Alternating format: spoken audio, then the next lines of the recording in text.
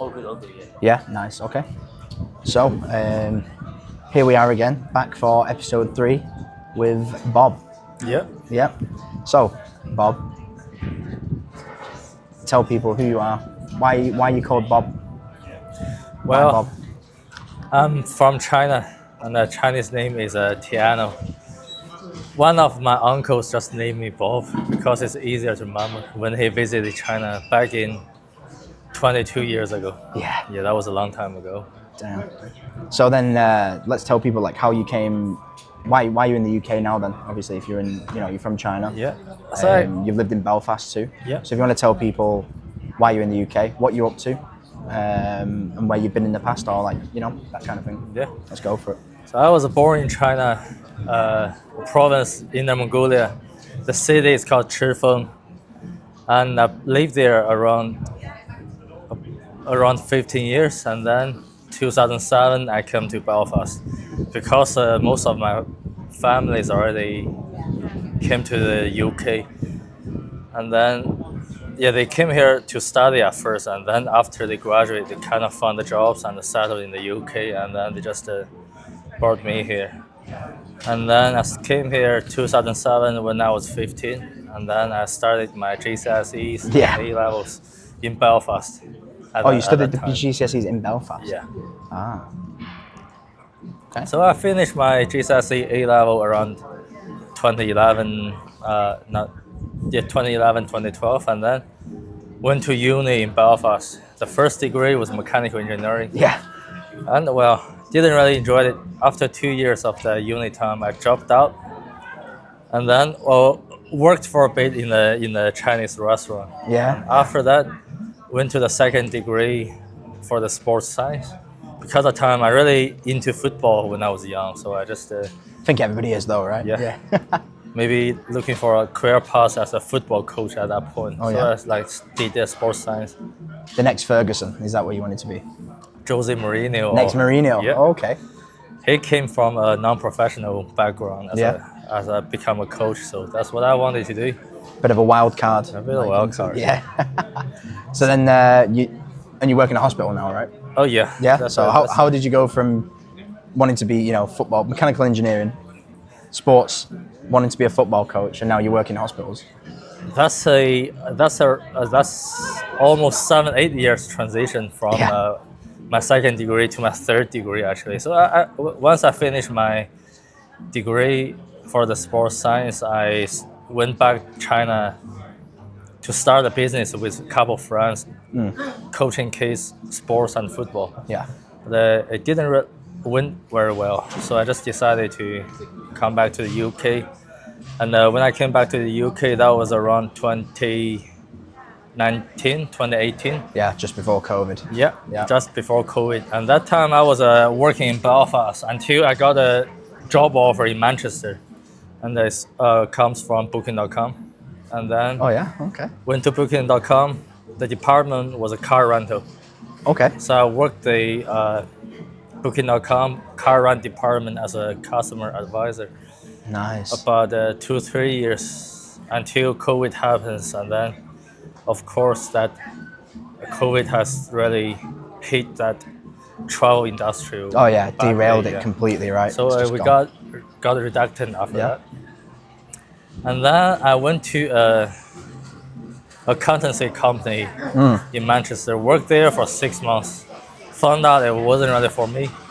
So I decided just to find another course to do and something that can secure me to get a full-time job, but also because some of my family's member has been working as in the healthcare center as doctors or radiologists. So I decided to do mental health nursing. Yeah, I think I definitely think that's a good option as well. Like post-COVID, when people are like feeling not themselves and they're feeling not infected but affected by loneliness and not being able to go out and see the friends and stuff. So I think that's a really nice pivot that you did there to like go into like mental health from obviously on the back of COVID. I think that's prime opportunity too. And you enjoy that though, right? Yeah, I did. So started the course 2021, And then I went to uni, met you guys, Yeah. and then yeah, So I met you through Tommy, obviously. yeah, Yeah. And then how did you and Tommy meet? that was one of international society. We had a day trip to the one of the zoo in Manchester. Or, All right. I Okay. can't remember what exactly where that is, but yeah. And then I met Tommy. Yeah. Because the first time, and then I met you. I think was it at bowling? And before that, I Was think it before bowling? Fred Island. That's the first time we met. I think. Oh, Freight Island. Yeah, it was. Freight Island, yeah. It was. Yeah. No, I remember that. And that was for like Tommy's society at uni, right? Yeah. Around that September time, 2023. Oh wow, yeah. Almost wow. 2 years Almost 2 years knowing you. That's crazy. Yeah. That's gone quick. So what do you want to do in the future then? So at the moment, I work as a full-time mental health nurse in the Tameside General Hospital. Yeah. And yeah, I quite like it now, but sometimes the job can be quite stressful. And so my plan is to do another master course Okay. in the healthcare industry, maybe radiographer as well. Okay, Radiology. radiology. Nice. Okay, that's nice. So do you see yourself staying as like a nurse, or do you want to become a doctor in the future, or what? Or, So if I do the radiology yeah. as a master, I probably graduate as a radiographer, as a new career path. But at the moment, yeah, just see how it goes. Just my plan to do the master is around September next year. Okay, so 2026. Yeah. Nice. Yeah, because then you'll have a few years experience under your belt, and you can kind of like use that then in the masters, right? Yeah. To come out on the other side. Yeah. Yeah. So what do you think? What do you think it's like working outside of a city, like in Tame? You know, you work at Tameside Hospital, so that's like outside of Manchester, right? Not too far, but like just Yeah. far enough. You'd consider it like kind of rural. Geographically, you think it's maybe outside Manchester, Yeah. but I think the environment there is more locally. I work with more local people Yeah. in that way. Yeah. So I experience more Mancunian culture in the local hospitals because all my colleagues 90% of them are actually from here. Yeah. But compared to my previous job in the Booking.com, I used to work with a Chinese, Korean, Japanese customer service team. So it's more diverse and international. Yeah. So, and would you say that Manchester compared to Belfast is also like more multinational, more diverse, or would you Yeah. say Belfast is? I'd say Manchester is definitely more diverse Yeah. internationally. And yeah, Belfast is a nice city, but the majority of the peoples are just from local area, Or just all Irish, Northern British. Irish, yeah. What would you say is like the main difference then between obviously living and working in Belfast, and studying, and then like coming over to like Manchester, like mainland UK? Is there like a big difference, or is it kind of the same, or? I'd say yeah, it's a quite big difference actually, because Belfast is in terms of population is less people there, and in terms of like public resources, you have more accessibility in Belfast because it's less people. Yeah. And that's also, yeah, everything there. For example, if you take a bus, go to public library, is always available space everywhere. It's kind of like half empty everywhere. true. Yeah. Whereas here it's like always busy, innit? Yeah, always busy. Always Yeah. busy. And what would you say life's like? Oh, let's wait for this to go past. Yeah. There's always something. In the video of me and Tommy that we did, it was a couple of ambulances, right? Or like police or something went past, and I was like, oh, I have to cut off. I'll just say, oh, we had to cut that because it stopped recording for some reason. But yeah, so what's a struggle that you've had to go through, and how did you overcome it? And like, Well, the first of all is definitely the language. yeah, Even though I started in China before I come to the UK, but it's just very different. And then it takes me about 2 years to actually to be able to communicate with people in English. And then my mom, she used to send me to those like English classes to give me some extra support. Okay. Also, I think just to make more friends.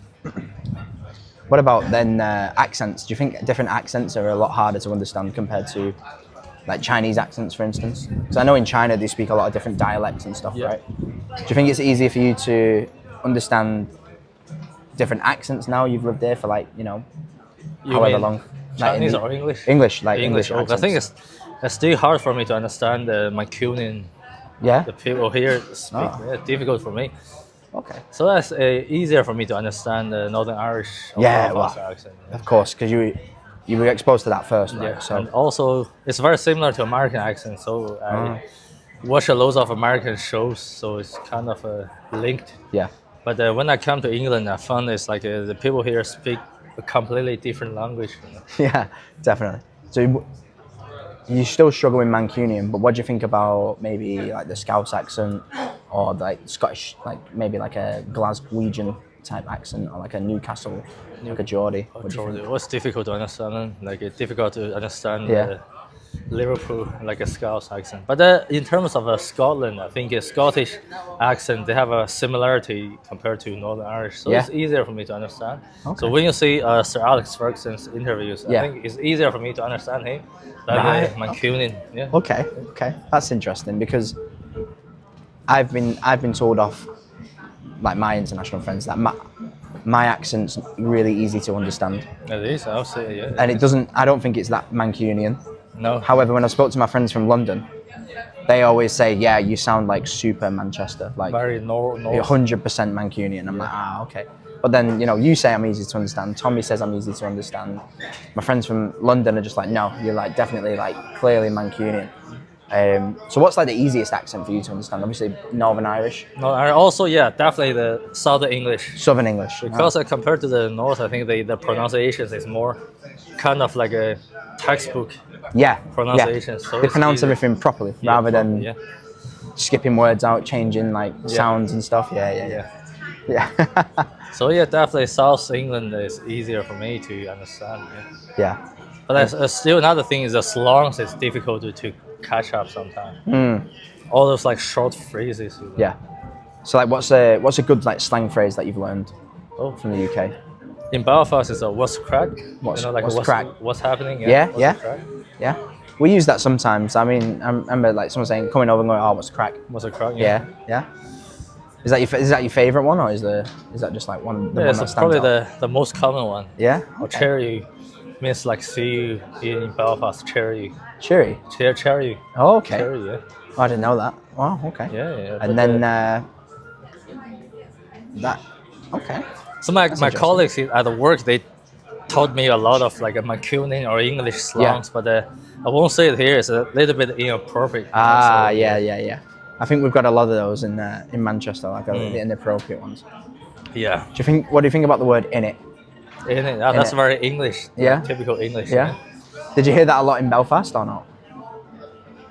Oh, probably not that much. Yeah, I think the people still use it, but it's more kind of like a English phrase. Yeah. I think a lot of people like to say, like online that I've seen, like like bottle of water. But water, In it, it's a bottle of water in it. Yeah. Like I think like that's a big one these days. Yeah. And we actually do say that though. So Yeah, like bottle of it's a water. stereotype, but it's true. Yeah.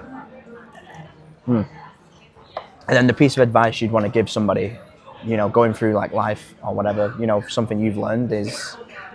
I'd say just do it. Something you wanted to do, just try it first and see how it goes. Yeah, because you can only try something, right? And then if you don't like it, you don't like it, or if you're not successful, then you've learned something the next time, innit? Yeah.